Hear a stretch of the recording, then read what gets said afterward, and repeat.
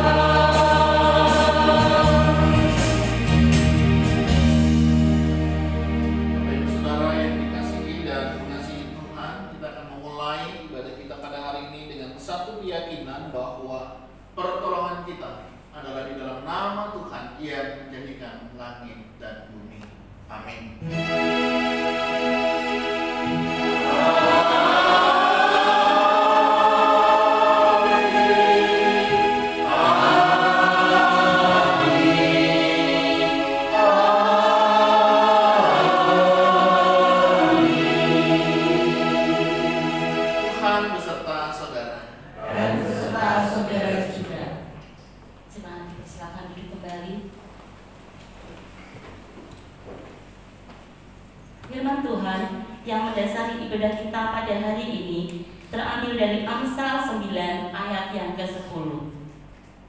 Demikian firman Tuhan. Permulaan hikmat adalah takut akan Tuhan, dan mengenal Yang Maha Kudus adalah pengertian. Hidup kita adalah kitab terbuka yang dibaca oleh sesama kita. Untuk itu, malah kita hidup takut akan Tuhan. Kita nyatakan Yesus dalam hidup kita.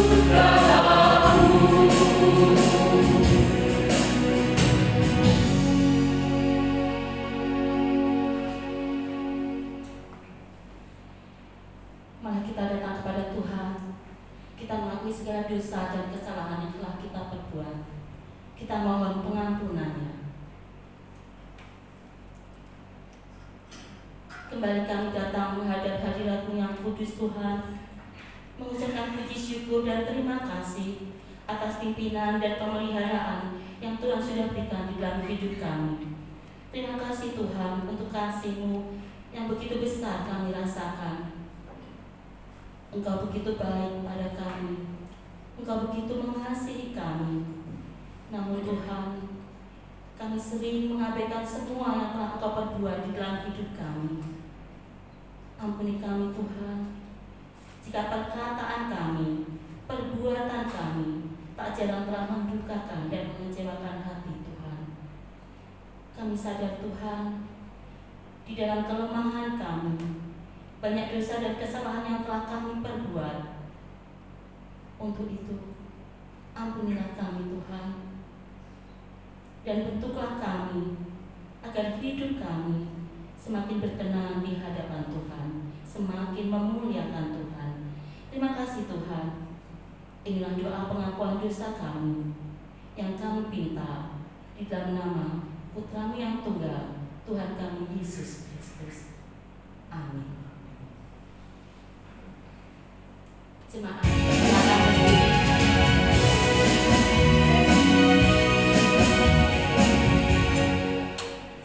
Silakan berdiri. Kita akan mendengarkan berita anugerah dari Tuhan yang tertulis dalam Mazmur 145 ayatnya yang ke-9. Tuhan itu baik kepada semua orang dan penuh rahmat terhadap segala yang dijadikannya. Demikianlah berita anugerah dari Tuhan. Bersyukur kita punya Tuhan yang begitu baik kepada kita, yang begitu mengasihi kita dan selalu ada untuk kita. Dengan penuh sukacita kita katakan tiada ragu lagi untuk Tuhan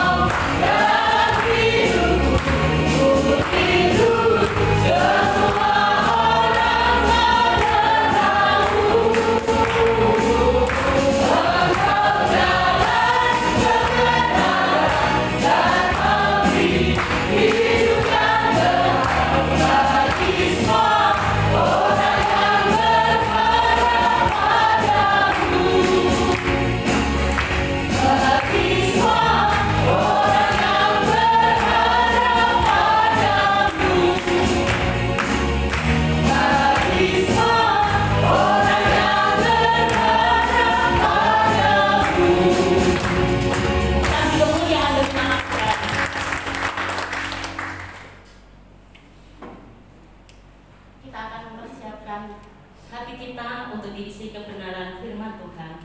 Kita katakan, Tuhan, inilah hidupku, segala cita-citaku kuserahkan kepadamu.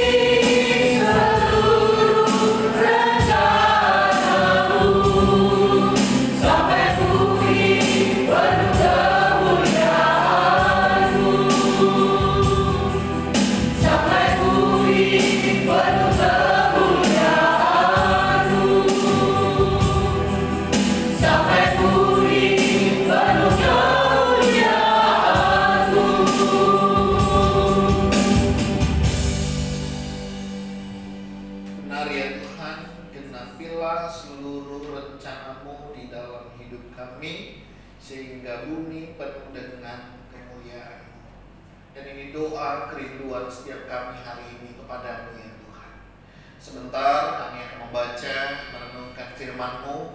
Berfirman-Lah dan biarlah kami mengerti apa yang menjadi kehendak-Mu di dalam hidup kami. Allah Roh Kudus, tolong kami untuk kami boleh mengerti dan menjadi orang-orang yang berbahagia ketika kami boleh melakukan firman-Mu. Kami berdoa di dalam nama Tuhan Yesus Kristus. Haleluya. Amin. Silakan duduk Bapak Ibu Saudara. Shalom semuanya. Puji Tuhan ya. Apa kabarnya hari ini? Luar biasa. Puji Tuhan ya. Di awal bulan, di awal penyataan Tuhan yang luar biasa. Bapak Ibu Saudara yang dikasihi dan mengasihi Tuhan, hari ini kita akan belajar satu kebenaran firman Tuhan dengan satu tema, yaitu pendidikan Kristen transformatif. Ya, hari ini merupakan pekan pendidikan ya, sekolah Kristen Tritunggal yang ada di gereja kita. Nah, Bapak Ibu Saudara, kalau kita berbicara tentang pendidikan, ya, pendidikan adalah sarana yang membentuk cara pikir, sikap, dan juga tindakan manusia. Jadi kita bersyukur ya dengan adanya pendidikan ini menolong kita untuk membentuk bagaimana cara kita berpikir. Pasti ada banyak hal ya sehingga kita bisa berpikir kenapa saya ada, untuk apa saya ada, dan bagaimana saya akan menjalani kehidupan ini. Demikian juga di dalam kita ketika kita sudah tahu dari mana kita, untuk apa kita, dan bagaimana mestinya saya hidup, kita akan belajar bagaimana cara kita untuk bersikap. Ya. Dengan bersikap kita tentu akan belajar banyak hal. Sehingga apa? Tindakan kehidupan kita tentunya akan seturut dengan kehendak Tuhan. Ketika Tuhan menciptakan kita, Tuhan punya kehendak. Ketika Tuhan menciptakan kita, Tuhan punya rencana ya yang nyata di dalam hidup kita. Namun Bapak Ibu Saudara, kita perlu menyadari bahwa dunia juga menyediakan banyak pola pendidikan. Ya, kalau kita melihat ada begitu banyak sekolah dengan pola yang berbeda-beda antara yang satu dengan yang lainnya. Dunia menyediakan banyak pola pendidikan. Ada yang berbasis prestasi. Jadi segala sesuatunya diukur untuk capaian yaitu apa? Prestasi. Ya. Mencetak generasi yang luar biasa dengan harapan menjadi orang-orang yang berprestasi dalam berbagai bidang, ya.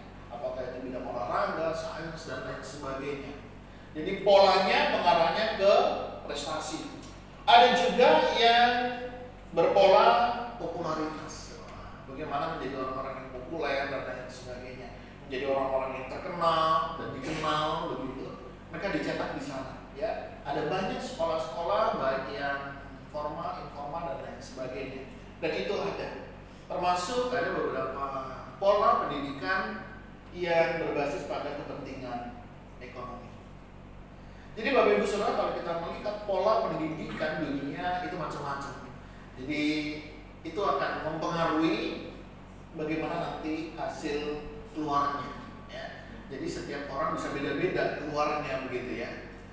Nah, namun firman Tuhan Bapak Ibu Saudara mau mengingatkan kita bahwa pendidikan kita mestinya berbasis pada kebenaran firman Tuhan. Ya. Pendidikan Kristen seharusnya tidak sekedar informatif, ya, hanya memberikan pengetahuan, ya, sesuatu hal, 1, 2, 3 dan lain sebagainya. Tetapi mestinya ada transformatif, ya. Ada satu perubahan yang nyata dalam kehidupan. Jadi bukan hanya sekedar mengisi informasi, tahu banyak hal, tapi tidak mengubah kehidupan. Nah, pendidikan Kristen mau membawa kita untuk kita bukan hanya mengerti, memahami, tetapi bagaimana kita juga mestinya menghidupinya. Pendidikan Kristen tidak berhenti pada transfer ilmu, melainkan membawa setiap kita pribadi mengalami pembaharuan budi, ya, bukan Pak Budi, tapi pembaharuan budi yang berakar pada Kristus, sehingga hidup kita, hidup pendidikan anak-anak yang dididik diarahkan untuk mengenal dan melakukan kehendak mengenai sebagai transfer ilmu, gitu ya. Tapi ada satu hal yang mau dicapai, yaitu terjadi perubahan hidup dengan dasar apa? Kristus. Nah, itu yang akan menjadi pembelajaran kita dalam perenungan firman Tuhan. Oleh sebab itu, Bapak Ibu Saudara, ketika demikian tentunya kita mulai berpikir, kira-kira kalau saya mau menyekolahkan anak, begitu ya, kira-kira sekolah seperti apa yang semestinya saya akan sekolahkan mereka. Kalau Bapak Ibu Saudara ya, ada beberapa orang tua yang masih anaknya sekolah, atau seandainya kita yang sudah lewat, tapi seandainya dulu yang ngerti gitu, aku mau memilih sekolah yang seperti apa. Kira-kira apa yang menjadi ketentuan Bapak Ibu Saudara dalam memilih sekolah untuk anak? Kira-kira apa? Sekolah yang seperti apa? Boleh dibantu? Satu, tipsnya belum dulu. Apa dulu? Wah, udah dikeluarin semua. Ya, nggak apa-apa. Kira-kira Bapak Ibu Saudara, ada beberapa orang berpikir memilih sekolah, begitu ya, dekat, kedekatan, ya, tempatnya dekat. Kemudian apa lagi? Gurunya S3 semua. Gurunya S3, SD, SMP, SMA. Ya minimal SMA gitu ya. Apalagi? Ya sudah, kita langsung ke tips saja ya. Secara umum begitu ya. Bapak Ibu Saudara, ketika memilih sekolah, biasanya orang tua itu akan memperhatikan apa sih menjadi kebutuhan anak dan kepribadian anak. Ya, kalau kita lihat tadi pola dunia, wah aku pengen anakku berprestasi misalnya. Orang tua tentunya akan memilih sekolah yang lebih menekankan prestasi di dalam sekolah itu. Wah, apakah prestasi dalam hal olahraga begitu, dalam hal pengetahuan, dan dalam hal yang lain. Karena ini menjadi kebutuhan anak. Beda tipis sih kadang antara kebutuhan anak dan pengakuan orang tua ketika anaknya berhasil. Bisa juga karena kebutuhan akan kepribadian anak. Saya berharap anak saya memiliki kepribadian yang seperti 1, 2, 3 misalnya. Oh, anak saya berkepribadian yang sopan, santun, hormat pada orang tua dan lain sebagainya. Biasanya beberapa hal ini menjadi dasar pemilihan seseorang memilih sekolah. Nah, yang kedua biasanya mereka akan memastikan kurikulum, ya, dan sistem pembelajaran yang diterapkan. Kira-kira kalau sekolah ini saya pilih untuk sekolah anak saya, kira-kira itu kurikulumnya apa dan bagaimana? Biasanya itu menjadi dasar pemikiran ketika saya menyekolahkan anak saya. Dan bagaimana sistem pembelajarannya? Ya, ada orang tua itu nggak mau capek, nggak mau pusing, cari sekolah yang Senin sampai Sabtu, pulangnya berangkatnya pagi, pulangnya sore. Tujuannya supaya nggak repot di rumah. Ada saudara. Tapi ada juga ya, dia banyak belajar di sana begitu ya. Terus nggak apa-apa, cari sekolah yang agak jauh begitu ya, supaya nanti pergi pulangnya waktunya cukup lama, ada lain sebagainya. Ada beberapa orang tua demikian. Tapi ada beberapa juga memikirkan tentang bagaimana kurikulum, materi yang diajarkan, gitu ya. Sampai ada orang tua rela bayar harga karena kurikulumnya lebih bagus. Wah, pengajarnya kayak tadi kan Kevin bilang S3 gitu ya. Profesor, doktor, kalkulator, bocor. Banyak gelarnya gitu ya. Karena apa? Mempengaruhi nanti keluarnya bagaimana. Sistem pembelajarannya diterapkan. Itu juga mempengaruhi bagaimana seseorang memilih. Kemudian kualifikasi jumlah guru, ya, bagaimana guru yang mengajar, apakah cukup begitu ya. Atau satu kelas diajar oleh satu guru cukup dari semua mata pelajaran. Macam-macam Bapak Ibu Saudara ya. Lokasi sekolah, termasuk apa? Biaya. Wah, memang sekolahnya apik sih, tapi larang nih. Kalau kata orang tua, ya, dimanapun tetap orang yang muncul yang beruntung. Gak perlu pinter. Tapi sekolah cecek-cecek kayak apa-apa. Kualitas nomor sekian. Yang penting gue tidak belajar begitu ya. Pasti nanti hasilnya bagus. Setelah ada banyak orang memberi pertimbangan demikian. Lingkungan sekolah, lingkungan yang seperti apa? Ada banyak orang mempertimbangkan saudara. Nah, saudara, ini beberapa tips ya. Ada beberapa orang merasa terus kunjungan langsung ke sekolah. Diskusi dengan guru, orang tua siswa lain itu juga sangat membantu untuk mendapatkan gambaran yang lebih akurat. Nah, Bapak Ibu Saudara, mungkin Bapak Ibu Saudara yang sudah mensekolahkan anak juga ini ya menjadi kriteria ya. Ada tambahan lain yang bisa menjadi masukan ketika memilih sekolah atau teman-teman yang nanti akan memilih kampus begitu ya untuk kuliah masa depan dan lain sebagainya. Saudara, pada umumnya inilah tips orang memilih sekolah.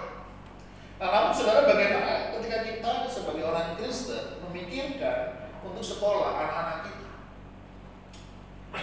Tujuan pendidikan Kristen kita akan coba melihat begitu Bapak Ibu Saudara, ini penting juga menjadi dasar. Apakah sekolah yang akan saya titipkan anak saya mendidik siswa menjadi pribadi yang tidak hanya cerdas secara intelektual, tapi juga memiliki hati dan tindakan yang mencerminkan kasih Kristus. Berapa banyak di antara kita orang tua memikirkan hal ini ketika akan menyekolahkan anaknya di sekolah. Yang memikirkan bukan hanya seperti anakku sekolah begitu ya, dengan segala fasilitas yang ada, atau kita juga memikirkan bagaimana sekolah itu mendidik setiap siswa supaya menjadi pribadi yang tidak hanya cerdas secara pengetahuan begitu, tetapi juga memiliki hati, tindakan yang mencerminkan kasih Kristus. Artinya kita perlu memikirkan bagaimana mereka dalam sistem pengajaran, kurikulum yang digunakan, dan bagaimana para pengajar mengajar dan memperlakukan siswa. Bapak Ibu Saudara, penting sekali untuk kita sadari ketika kita memilih sekolah, bukan hanya berbicara tentang praktisnya begitu ya, tapi kita juga perlu memikirkan ke depannya bagaimana. Apakah ketika saya menyekolahkan anak saya di situ, anak saya akan dididik dengan baik, bukan hanya secara pengetahuan, tetapi juga secara kerohanian. Kita juga perlu memikirkan yang bukan hanya sekedar mengejar prestasi begitu ya, tapi juga bagaimana mereka juga bertumbuh memiliki pengenalan akan Kristus di dalam kehidupannya. Penting sekali kita memikirkan hal ini, sehingga Bapak Ibu Saudara berbicara tentang pendidikan kita tidak sembarang, karena kita tahu pendidikan adalah salah satu cara untuk kita memiliki cara pikir, cara bertindak, cara kita menjalani kehidupan. Sehingga sebagai dasar saudara kita perlu mempertimbangkan hal-hal demikian. Apakah dengan anakku sekolah di situ begitu ya, membawa mereka sadar, memiliki hati dan tindakan yang mencerminkan Kristus. Nah, yang kedua saudara, kita perlu mempertimbangkan apakah sekolah ini juga mendidik siswa menjadi pribadi yang mampu ya, membawa perubahan yang membangun, konstruktif di tengah dunia. Apa dampaknya? Kira-kira ketika anak ini keluar, kira-kira pengaruhnya apa? Sekarang ini mesti kita pikirkan, kita mesti tahu. Ya, nggak ada salahnya kita datang ke sekolah, kita tanya visi misi sekolah. Saya percaya visi misi sebuah sekolah dibuat bukan hanya copy paste, tapi mereka mempunyai sasaran, punya tujuan apa yang mau diharapkan. Oleh sebab itu Bapak Ibu Saudara, penting sekali kita sebagai orang tua, ya, anak yang mau sekolah perlu menyadari. Karena pendidikan Kristen transformatif itu memiliki pengertian seperti ini. Pendidikan Kristen transformatif adalah pendekatan pembelajaran berbasis iman Kristen yang bertujuan, ini ada tujuannya Bapak Ibu Saudara ya. Tujuannya apa? Untuk mengubah perspektif, nilai, dan pemahaman peserta didik. Jadi pertama diubah dulu nih perspektifnya tentang bagaimana belajar, bagaimana dia ketika dia punya pengetahuan. Jadi ketika orang pintar bukan untuk pinterin orang begitu ya, atau untuk bohongin orang, tapi bagaimana kepintaran ini dipakai juga untuk satu pekerjaan Tuhan, dipakai untuk memuliakan Tuhan, sehingga memiliki nilai pemahaman peserta didik yang benar. Kemudian ketika kita mulai menyadari, kemudian kita didorong ya, untuk apa? Memiliki kesadaran kritis. Oh, ini boleh, ini tidak boleh. Ini baik, ini tidak baik. Anak-anak mesti mengalami perubahan itu. Boleh menyadari akan hal-hal yang demikian, sehingga tidak dikit-dikit, "Mak, boleh apa enggak?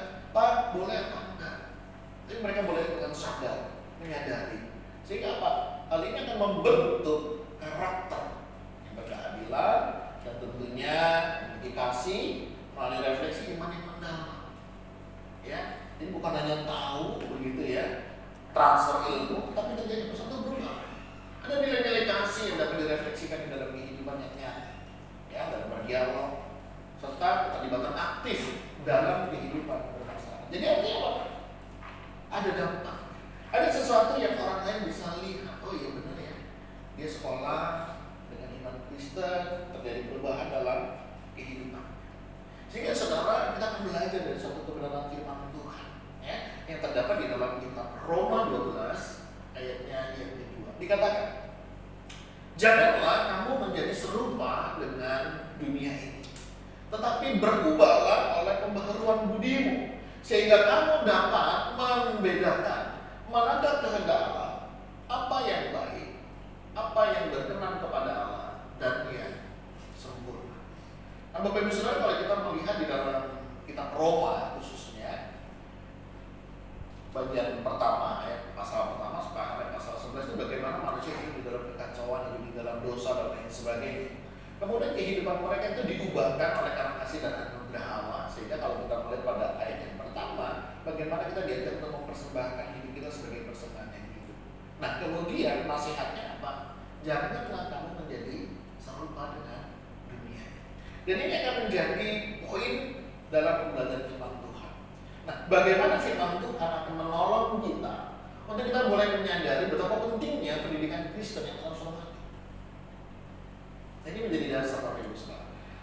Apa saja kita akan melihat? Yang pertama, pendidikan Kristen transformatif membentuk manusia berpikir Kristus, bukan berpola dunia. Sehingga di sana dikatakan janganlah kamu menjadi serupa dengan dunia. Kita perlu memikirkan arah pendidikan, bagaimana kita mendidik bukan hanya sekedar dia ngerti, tahu, tapi juga mereka mengalami suatu perubahan. Mereka tahu apa yang berbeda. Kita belajar bukan hanya tahu persamaan, Bapak Ibu Saudara. Ketika kita belajar tahu apa itu perbedaan. Banyak orang belajar itu hanya mencari persamaan, tapi tidak melihat apa yang menjadi berbeda. Contoh, kenapa saya jadi Kristen? Apa yang membedakan saya sebagai orang Kristen dengan orang yang tidak Kristen? Apa yang membedakan saya percaya Yesus dengan saya tidak percaya Yesus? Apa yang membedakan saya yang udah hidup di dalam Tuhan dengan saya yang tidak hidup di dalam Tuhan? Ini menjadi dasar dalam kehidupan kita. Bagaimana kita berpikir, ya, menjalani kehidupan kita, bukan kita mengikuti arus dunia, tapi bagaimana Kristus itu menjadi dasar. Nah, kalau kita melihat pada bagian ini, Bapak Ibu Saudara, Paulus mengingatkan bagaimana jemaat yang ada di Roma untuk tidak menyesuaikan diri dengan pola dunia. Orang kadang berpikir, lingkungan kami kayak gitu, kami tinggal di lingkungan memang yang seperti itu, sehingga kalaupun kami hari ini menjadi seperti ini, jadi karena lingkungan kami, karena orang-orang di sekitar kami, karena apa yang ada di lingkungan dekat kami. Bapak Ibu Saudara, memang kita tinggal di dunia, tapi kita tidak boleh ikut arus dunia. Kita tahu ikan laut, ya. Ikan laut itu tinggal di air asin. Tapi menariknya, dia tidak menjadi asin. Dia tetap menjadi dirinya seperti itu. Sekalipun dia tinggal di air yang asin. Dia asin setelah dikasih garam, direbus begitu ya, dan dicampur bahan yang lain, jadi menjadikan asin dan lain sebagainya. Tapi ikan itu selama hidup, dia akan tetap menjadi seperti itu. Nah, mestinya kita juga demikian. Jangan terpengaruh dengan pola dunia, karena memang dunia itu demikian. Ya, saudara dianggap pintar itu kalau saudara sudah berprestasi, punya prestasi A, yang bisa mencapai ini, mencapai ini. Saya pernah ditanya dulu, kenapa kamu sekolah? Biar pintar. Kenapa kamu sekolah? Ya biar tahu banyak hal. Yang nanya saya cuma bilang, nah, sekolah itu bukan untuk itu. Sekolah itu tak supaya kamu dapat ijazah menunjukkan kalau kamu itu pernah sekolah. Sudah seringkali kita lupa tanpa sadar. Hal itu juga yang menjadi pengejaran kita. Prestasi, popularitas, Ya sudah selesai S1, sudah selesai S2, sudah selesai S3 dan seterusnya. Tapi ada nggak perubahan di dalam kehidupan? Kalau pada kepintaran baru kita dikatakan sebagai orang yang mengerti berpendidikan, mungkin kita perlu mengkaji itu. Karena banyak saudara orang pintar sering kali tidak menunjukkan itu di dalam kehidupannya. Tidak sedikit orang pintar malah minterin orang, bohongin orang. Nah, apakah kita mau itu cara pola dunia? Kita pintar untuk apa? Tentunya, kalaupun kita pintar, kalaupun Tuhan memberikan kita prestasi, Tuhan memberikan kita popularitas dalam hidup kita, tentunya bukan sebagaimana dunia mengajarkan, tetapi bagaimana kita mau berpikir seperti Kristus yang bagaimana membawa kemuliaan bagi nama Tuhan. Pendidikan Kristen transformatif mengajar kita untuk tidak hanya dalam pola pikir dunia dengan nilai-nilai dunia yang semu, yang hanya sementara, yang tidak membawa kepada kekayaan, melainkan mau membentuk cara pandang yang selaras dengan firman Tuhan, sehingga setiap peserta didik mengalami pembaruan hidup dan mampu menjadi terang serta garam di tengah dunia. Jadi saudara, kita perlu melihat hal ini sebagai orang tua, memikirkan pendidikan anak-anak, sebagai anak, bagaimana memikirkan masa depan mereka. Bagaimana kita belajar menyadari, oh iya, saya adalah terang dunia, saya adalah garam dunia. Bukan diterangi oleh dunia, bukan digarami oleh dunia, tapi kita hadir untuk menggarami dan menerangi. Bukan lebih dipengaruhi oleh pola pikir dunia, tapi bagaimana kehadiran kita anak-anak Tuhan justru memberi pengaruh yang positif di tengah dunia ini. Nah, Bapak Ibu Saudara, ini menjadi tantangan bagi setiap kita. Bagaimana pendidikan Kristen mestinya membawa kita pada area. Kenapa? Bagaimana pendidikan Kristen ini bisa menjadi satu agen perubahan? Ada 3 aspek paling tidak. Yang pertama adalah kristosentris. Yang kedua adalah pembentukan karakter. Yang ketiga adalah misi dan kesaksian. Nah, saudara, kita mesti menyadari kenapa saya katakan kita mesti kristosentris di dalam pengajaran kita. Karena Kristus adalah pusat dari segala proses belajar. Semua ilmu pengetahuan dipandang dari terang firman. Nah, ketika semua pengajaran, cara pikir, cara menilai, cara bertindak, Kristus menjadi dasar, kita akan menjadi berbeda. Ketika kita membandingkan dalam perjalanan kehidupan kita. Ketika kita menjadikan Kristus sebagai pusat, ketika kita menempatkan Kristus menjadi dasar, itu akan berbeda, Bapak Ibu Saudara. Arah, tujuan yang akan kita jalani dan akan kita lakukan. Termasuk dalam mendidik, ya, anak-anak kita di rumah, sama. Kalau Kristus yang menjadi dasar, kita menyadari kita Kristus sebagai kepala dalam rumah tangga, aturan itu yang kita terapkan akan menjadi berbeda. Nah, yang kedua tentunya pembentukan karakter. Tidak hanya mengejar nilai akademik, tapi juga bagaimana kita menanamkan kasih, integritas, keadilan, dan juga kerendahan hati. Apa sih yang mau kita capai ketika anak-anak kita dididik dengan secara Kristen? Tentunya harapannya apa? Bukan hanya sekedar nilai akademik, mereka menjadi anak yang pintar, berprestasi, itu penting. Tapi ada hal yang lebih daripada itu, bagaimana mereka menanamkan nilai kasih di dalam kehidupan mereka. Makin ngerti perbedaan, makin ngerti bagaimana cara mereka mengasihi. Makin ngerti bagaimana mereka hidup di tengah dunia yang tidak mudah, di sana mereka menyatakan integritasnya. Di dalam identitas mereka, menyatakan keadilan dan juga kerendahan hati. Saudara, ini penting sekali dalam kita menjalani kehidupan. Ya, saya sering menyampaikan satu kisah. Satu kali ada seorang ibu begitu ya, naik pesawat. Ada seorang bapak duduk di dekat jendela. Biasa kalau anak-anak kan senang ya, duduk dekat jendela supaya bisa lihat di bawah. Satu kali ini ibu bilang, "Pak, boleh nggak? Anak saya pengen duduk di sebelah kaca jendela." Ini saudara berpikir ya, mestinya boleh. Tapi berbeda dengan bapak ini, Bapak Ibu Saudara. Bapak ini tidak mengizinkan. Tidak, saya tidak mau.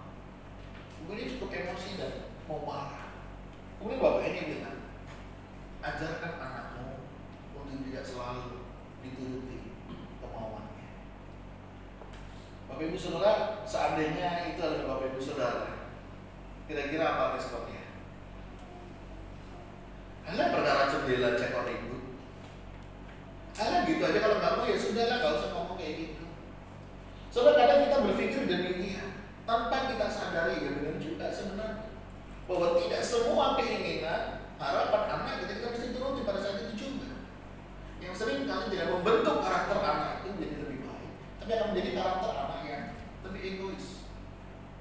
Dia minta harus selalu ada, dia mau mestinya selalu ada. Kalau pas ada, nggak ada masalah sekarang. Masalahnya dalam hidup ini tidak selalu apa yang diminta itu selalu ada. Dan bagaimana anak-anak kita belajar menyikapi hal-hal yang demikian. Saudara, seringkali itu menjadi sebuah tantangan ya, dalam kita mendidik anak. Satu sisi sebagai orang tua kita pengen selalu memberi yang terbaik buat anak kita. Tapi sisi yang lain tanpa kita sadari apa yang kita lakukan tidak mendidik anak kita menjadi lebih baik. Oleh sebab itu saudara, pembentukan karakter bukan berarti semua kemauan, semua keinginan kita mesti turuti. Kita mesti tahu apakah ini akan menjadi lebih baik buat dia, apakah ini akan menolong dia. Sama halnya ketika anak kita bermain, tiba-tiba ada satu yang menangis. Beberapa orang tua akan menyalahkan anak yang membuat dia menangis. Tanpa kita sadar, kita sedang tidak menolong anak kita untuk bagaimana mereka mencari kehidupan, bahwa dalam hidup ini tidak selalu semuanya baik-baik saja.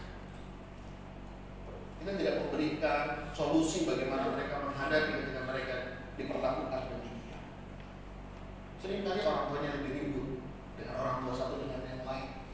Padahal mestinya dia bisa mendidik, mengarahkan anak bagaimana menyikapi situasi kondisi seperti itu. Disitulah kasih, integritas, keadilan kita bisa ajarkan. Dan bisa ajar bahwa dunia seperti itu tidak selalu kita akan menang. Ada kalanya di mana kita harus mengalah, ada kalanya kita harus menghindar. Ada anak yang sudah dipukul, aku dipukul. Beberapa orang kan marah ya. Kita bisa berpikir dengan cara yang lain. Kalau kamu tahu mau dipukul, mestinya kamu menghindar. Bukan kayak itu yang semestinya kita jalani dalam hidup. Bukan terus menyalahkan orang yang pukulin kita. Kalau kita sudah tahu orang itu sudah pukul, ya jangan. Lebih baik kamu menghindar supaya tidak kena pukulan. Itu akan lebih baik. Nah saudara, simulasi seperti ini juga kita perlu mesti ajar dalam kehidupan keterdesakan, ya, dalam kehidupan yang lain. Nah saudara, setelah kita menyadari Kristus menjadi dasar pembentukan karakter dalam kehidupan kita, yang selanjutnya apa? Misi dan kesaksian. Pendidikan Kristen menyiapkan murid menjadi saksi Kristus di tengah dunia. Demikian juga kita mendidik anak-anak kita, bukan hanya sekedar mereka tahu, ya, tapi juga bagaimana mereka menghidupi kebenaran. Mereka mengerti apa tujuan mereka diciptakan Tuhan dan untuk apa mereka Tuhan ciptakan. Banyak orang seringkali tidak menyadari ya, untuk apa ya Tuhan ciptakan saya? Untuk apa hari ini saya ada sebagaimana saya ada hari ini? Apakah kita menyadari? Dan untuk apa ketika Tuhan sudah memperlengkapi saya semua? Bapak Ibu Saudara, Tuhan memakai pendidikan dan mempersiapkan kita untuk apa? Menjadi saksinya di tengah dunia. Mungkin sebagai seorang guru, bagaimana kita menjadi seorang guru yang baik? Ya, kita ngajarin les misalnya, menanamkan nilai-nilai yang benar. Ya, kayak Pak Tri itu kalau di rumahnya itu banyak kutipan-kutipan aksara. Jadi kalau anak-anak les biasanya kutip aksara itu dibaca. Itu satu hal positif. Bagaimana pekerjaan kita menjadi sarana kita untuk memuliakan Tuhan. Bagaimana pekerjaan kita dipakai Tuhan untuk membawa orang lain kenal Tuhan. Itu mesti kita sadar. Profesi kita, pekerjaan kita itu bukan tujuan utama. Nah, profesi pekerjaan kita itu hanyalah sarana yang mau Tuhan pakai untuk kita boleh melayani Tuhan menjadi lebih efektif. Sehingga saudara, apapun profesi kita, ketika kita dididik, dibina karakternya, kita lulus sekolah, Tuhan mau apapun profesi kita pakai untuk kemuliaan nama Tuhan. Kecuali kalau mendapatkan panggilan khusus untuk menjadi seorang hamba Tuhan, silakan memberikan hidup untuk Tuhan, untuk melayani Tuhan. Tapi kalaupun saudara dalam tanda petik ya tidak dipanggil khusus untuk menjadi seorang hamba Tuhan yang full time, yang penting full heart, apapun, tidak ada masalah. Tuhan bisa pakai ya, seorang guru mungkin, atau mungkin ada yang berprofesi sebagai seorang dokter. Bagaimana ketika kita menjadi dokter, menjadi seorang dokter yang melayani Tuhan, membawa orang kenal Tuhan. Obat ini bisa Tuhan pakai menyembuhkan, tapi atas segala sesuatunya Tuhanlah yang mengizinkan. Orang sudah mendengar Injil, Bapak Ibu Saudara. Apakah kita sebagai seorang pengusaha, semakin usaha saya diberkati, semakin saya dipakai Tuhan untuk melayani itu? Bagaimana Tuhan memakai usaha pekerjaan saya juga membawa orang ke dalam Tuhan?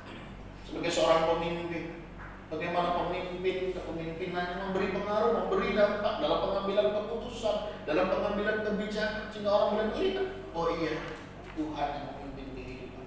Saudara, ini penting sekali untuk nyata di dalam kehidupan kita. Secara khusus setiap kita yang melayani Tuhan, bagaimana setiap pelayanan yang kita kerjakan juga membawa satu langkah orang lebih dekat dengan Tuhan. Ilmu yang kita peroleh bukan untuk diri kita sendiri, melainkan dipakai untuk melayani Tuhan dan sesama. Saudara punya talenta, saudara punya kemampuan, mari kita pakai untuk memuliakan Tuhan. Tuhan, apa yang ada pada diriku yang bisa dipakai untuk memuliakan apa? Dan biarlah Tuhan memakai sehingga kehidupan kita sadar, oh iya, aku diciptakan oleh Tuhan untuk kemuliaan bagi nama Tuhan. Nama Bapak Saudara ini yang menjadi bagian di dalam kehidupan kita. Pendidikan Kristen bukan hanya mengisi pikiran dengan pengetahuan, tetapi membentuk hati yang serupa dengan Kristus. Dan yang kedua, pembaharuan budi adalah inti dari pendidikan Kristen yang mengubahkan. Berubahlah oleh pembaharuan budi. Saudara, tujuan daripada pembelajaran intinya terjadi perubahan. Yang dulu nggak tahu jadi tahu, yang dulu nggak ngerti kita jadi ngerti. Setelah kita mengerti, setelah kita tahu, apa yang mesti kita lakukan? Itu yang mestinya ada di dalam diri. Pembaharuan budi, pembaharuan cara pikir, pembaharuan cara kita menilai, pembaharuan cara kita mengambil keputusan, itu juga penting. Banyak orang tahu, tapi nggak banyak orang berani mengambil keputusan. Banyak orang berani mengambil keputusan, tapi tidak banyak orang yang berani mengambil konsekuensi. Bapak Ibu Saudara, pendidikan Kristen yang mengubahkan memiliki dasar, yaitu perubahan. Pendidikan Kristen yang transformatif mengarahkan setiap proses belajar bukan sekedar pada penambahan pengetahuan, tetapi pada pembaharuan budi yang menuntut setiap kita untuk berpikir, merasa, dan bertindak sesuai dengan kehendak Allah. Ini penting Bapak Ibu Saudara. Seringkali keputusan kita, perasaan kita hanya berfokus pada perasaan diri saya sendiri. Menurut saya, hemat saya. Tapi apakah kita pernah menyalahkan ini sudah sesuai belum ya dengan kehendak Tuhan? Apakah ini sesuai dengan rencana besar Tuhan? Dalam kehidupan kita, Bapak Ibu Saudara, kita mesti memikirkan mana yang lebih memuliakan Tuhan, mana yang lebih sesuai dengan kehendak Tuhan. Kita seringkali gagal fokusnya pada apa? Diri. Mana yang lebih menguntungkan saya? Mana yang lebih membuat saya nyaman? Mana yang lebih membuat saya lebih senang? Bukan mana yang lebih memuliakan Tuhan. Mana yang lebih nama Tuhan dimuliakan? Mana yang lebih membawa orang makin kenal Tuhan? Mestinya Bapak Ibu Saudara, ya, pembelajaran yang kita terima, pengetahuan yang kita tahu, termasuk ketika kita belajar firman Tuhan, bukan hanya sekedar kita tahu, kita hafal Alkitab dari Kejadian sampai Wahyu. Bukan hanya kita tahu kitab Kejadian bicara apa, Wahyu bicara apa, tapi kita tahu apa yang semestinya saya bisa terapkan dari pembelajaran firman Tuhan. Banyak orang hanya banyak mengisi pengetahuan tentang firman, tapi tidak dalam melakukan dalam kehidupan. Tahu firman tahu, tapi ketika melakukannya selalu beralasan, aduh berat sekali firman Tuhan. Saudara, firman Tuhan katakan tidak ada perintah Tuhan yang berat. Tuhan yang memampukan kita untuk mengerjakan. Ketika kita menyadari bagaimana pembaharuan budi menjadi inti dalam pendidikan transformasi kehidupan kita sebagai orang percaya, saya ingin percaya perubahan itu akan terjadi. Dan bagaimana kita menyikapi, bagaimana kita menjalani ini yang mesti nyata di dalam kehidupan kita. Kata berubahlah, ya, kalau kita melihat dalam bahasa Yunani, saudara, itu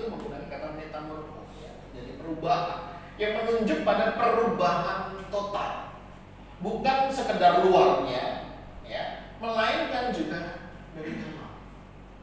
Ketika Tuhan mengatakan terjadi perubahan budi, begini perubahan budi, begini adalah pembaruan budimu, bukan hanya penampilan luar saja, ya, dengan gelar-gelar yang serentetan itu tadi, dengan pengetahuan, dengan gelar jabatan mungkin tertentu, tidak hanya di situ, tapi juga terjadi perubahan dari dalam.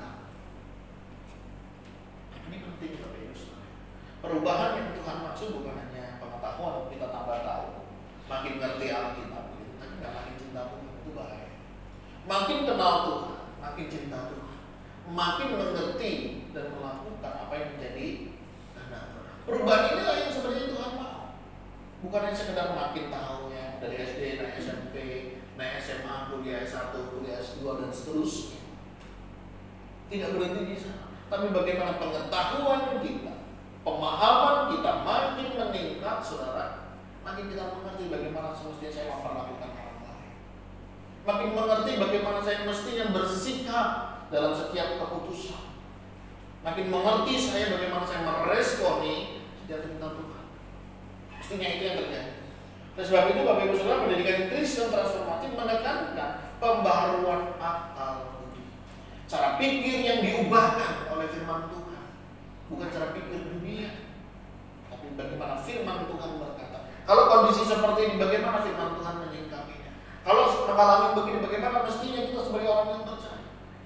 Ini berarti Bapak Ibu Saudara, setiap kita diajak untuk berpikir secara kritis, kreatif, namun tunduk pada kebenaran Allah. Boleh kreatif, boleh kritis, boleh relevan, harus, tapi jangan sampai kita kehilangan yang esensi. Apa yang menjadi dasar kebenaran firman Tuhan tetap itu yang kita pegang. Cara bisa berbagai cara. Cara itu bisa macam-macam, tapi nilai itu tetap. Nah, bagaimana pendidikan pengajaran juga nyata dalam kehidupan kita di tengah keluarga. Ya. Bagaimana mendidik anak-anak kita mengenal firman Tuhan sederhana. Ajak mereka berdoa, ajak baca firman Tuhan bersama di tengah keluarga. Mudah, anak-anak. Saya menyadari hal itu. Kadang harus ada drama-dramanya. Aku nggak mau pakai buku renungan, aku maunya pakai Alkitab, oke. Aku maunya pakai Alkitab, nggak mau pakai buku renungan. Ada gitu. Sudah bagaimana kita menyesuaikan. Nah, ini perlu dibangun, dipersiapkan sejak ini dari rumah. Pendidikan sejati mengubah informasi menjadi transformasi dari kepala ke hati dan dari hati ke tindakan. Ini yang mestinya nyata. Karena tujuan pendidikan Kristen bukan sekedar mencetak orang pintar, tetapi melahirkan murid Kristus yang hidup dalam kebenaran. Kita belajar bukan hanya sekedar makin pintar, makin cerdas, makin berprestasi, tapi bagaimana kita juga melahirkan murid yang hidup dalam kebenaran. Sama halnya banyak orang seringkali protes, wah batuannya kayak gitu ya, kurang pintar, kurang smart, begitu ya, kurang kreatif. Coba saudara pikirannya, ya anakku ini pintar, anakku ini berprestasi, anakku ini kreatif. Bagaimana ya kalau saya serahkan dia jadi hamba Tuhan? Mungkin pelayanan ke depan akan jauh lebih efektif. Ke depan pelayanan di gereja akan lebih maksimal. Kenapa? Aku tahu anak ini berprestasi, dia pintar, dia kreatif, dia punya bahasa luar biasa. Seandainya saudara yang ada begitu ya, saya percaya pelayanan ke depan akan jauh lebih efektif. Tapi pertanyaannya, berapa banyak orang yang menyediakan sumber daya yang berkualitas ini untuk dipakai melayani Tuhan? Aduh, yang mana yang manfaat kalau jadi hamba Tuhan? Lebih baik dia profesi yang lain. Tuhan sama apa melayani Tuhan? Tujuannya apa? Saudara, ini menjadi koneksi dalam kehidupan kita. Tapi ini juga menjadi sebuah tantangan dalam kehidupan kita. Bagaimana kita belajar, bukan hanya mengerti, tapi juga kita mau melakukan. Dan ini adalah tujuan akhir daripada sebuah pendidikan, yaitu apa? Membedakan kehendak Allah adalah puncak dari pendidikan Kristen transformatif. Supaya saudara membedakan kehendak Allah. Pendidikan Kristen transformatif menolong peserta didik mengembangkan kepekaan rohani dan akal budi yang diperbaharui sehingga mampu membedakan kehendak Allah, apa yang baik, apa yang berkenan dan sempurna di tengah arus nilai dunia. Yang kita tahu, ini adalah tujuan akhirnya Bapak Ibu Saudara, mampu membedakan apa yang baik. Jadi kita sekolah, kita berpendidikan, tujuannya apa sih? Tahu nggak mana yang kehendak Allah, mana yang bukan? Ya, jangan makin pintar kita ngerti kehendak Allah, makin bingung pula kehendak Allah yang mana. Mestinya makin pintar kita, makin cerdas kita, makin tinggi sekolah kita, makin tahu kita mana kehendak Allah, mana kehendak diri, mana yang disukai oleh Allah, mana yang sebenarnya menyukakan diri saya sendiri. Soalnya level puncak daripada pendidikan Kristen kita, puncak keimanan kita. Ngerti nggak kita? Ya, mana yang menjadi kehendak Allah? Apa yang saya lakukan hari ini lebih menyenangkan hati Allah atau menyenangkan hati diri sendiri? Bisakah hari ini kita membedakan mana yang lebih berkenan kepada Allah atau yang berkenan untuk kepentingan saya, kepentingan orang-orang di sekitar saya?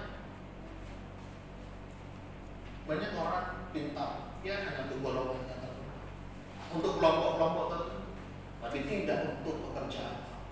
Hari ini kita diingat melalui pekan pendidikan, puncak daripada pendidikan, kita bisa membedakan apa yang menjadi kehendak Allah di dalam kehidupan kita.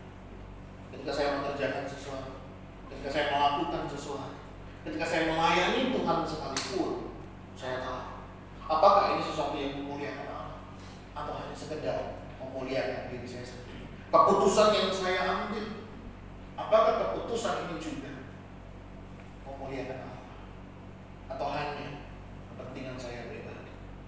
Saudara, mari kita melihat sejauh ini perjalanan kehidupan kita, kehidupan rumah tangga kita, kehidupan keluarga, pendidikan, usaha, pekerjaan, apapun itu sudah akan membawa kita pada kita tahu untuk membedakan mana kehendak Allah atau bukan. Pendidikan Kristen transformatif melahirkan generasi yang tidak hanya tahu kehendak Allah, tetapi juga berani melakukan. Banyak orang tahu, tapi berani mengambil keputusan, berani bersikap sekalipun saudara tidak disukai, berani saudara tetap mengambil keputusan itu sekalipun saudara tidak diterima. Ini menjadi tantangan bagi setiap kita. Saya percaya bukan kita nggak tahu, betul kan? Sering kali kita berhenti karena kita tahu konsekuensinya. Saya bisa dihindari teman-teman saya bisa dijauh dari keluarga, saya bisa ditinggalkan oleh komunitas saya ketika saya berkata tentang kebenaran. Tapi firman Tuhan mengatakan membedakan kehendak menjadi puncak dalam perjalanan hidup. Pendidikan Kristen transformatif menuntut setiap kita untuk tidak larut dalam pola pikir dunia, tetapi diperbaharui dalam budi melalui firman dan karya Roh Kudus. Dengan akal budi yang diperbaharui, setiap kita dimampukan untuk bisa membedakan kehendak Allah yang baik, yang berkenan, dan yang sempurna, sehingga hidup setiap kita menjadi kesaksian yang nyata di tengah dunia. Ini saudara menjadi bagian di dalam kehidupan kita. Bagaimana kita nyata di dalam kehidupan kita. Sebagai aplikasi, Bapak Ibu Saudara, kita sebagai seorang anak, ya, seorang murid, sebagai seorang pelajar, jangan hanya sekedar mengejar nilai dalam sekolah. Penting, tapi itu bukan tujuan utama. Tetapi jadilah bagaimana kita menjadi pribadi yang diperbaharui.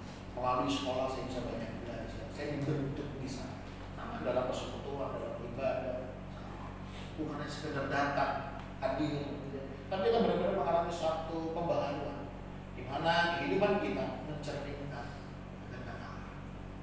Prestasi penting, ya, tapi juga penting juga mengalami perubahan. Buat apa kita pintar kalau kita tidak menjadi orang yang takut kepada Allah? Buat apa kita berprestasi kalau kita juga tidak menghormati orang tua dan mencintai Tuhan? Semuanya akan jadi sia-sia, saudara. Kita sebagai guru atau orang tua, bagaimana kita menjadi teladan iman dan karakter, bukan hanya pengajar materi. Kita seringkali merasa kita tuh lebih hebat dari anak-anak kita. Kita merasa kita itu lebih baik dari mereka karena kita sudah melewati banyak